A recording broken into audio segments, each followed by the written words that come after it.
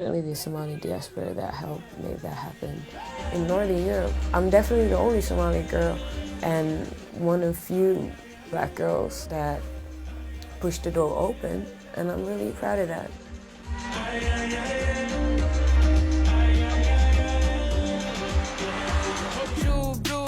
Sherry is a Norwegian singer with Somali roots. She runs her own record label and she's had some big hits across Scandinavia. After moving from Norway and Finland, her family settled in Sweden. But her mum remembers what life was like in Somalia.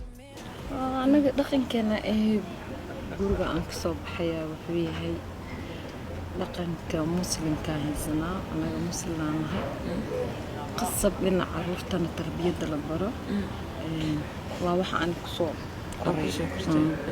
waalidkii soo baray.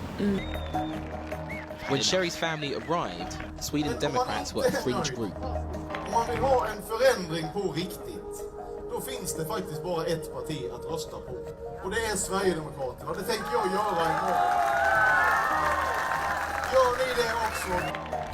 But they picked up support in the 2018 elections, and now a far-right party with origins in neo-Nazism is the third largest in Swedish politics.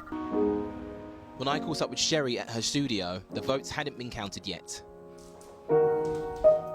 But she knew why the message was going mainstream. People just hate whatever is unknown. Like, for instance, as a woman of Somali heritage, going back home, I wouldn't be considered fully Somali. And being here in Sweden, I'm not really considered Swedish. So, but I feel like both, but not fully, if that makes sense, because I've never been to Somalia, and I definitely don't feel Swedish, and I don't look Swedish. So there's always been a sense of uncertainty because of that. Like, I don't have any roots like that anywhere. And growing up, if you don't have that, you know, that will confuse you. So Sherry doesn't feel 100% Somali or Swedish because she's found her own way to celebrate both. Really and truly, just because I come from different two backgrounds, the real culture that I've been a part of is the one in Rinkeby, where I've grown up amongst Chileans and Kurdish and Turkish and Iraqi and Gambian and Eritrean and Ethiopian and Somali people and all kinds of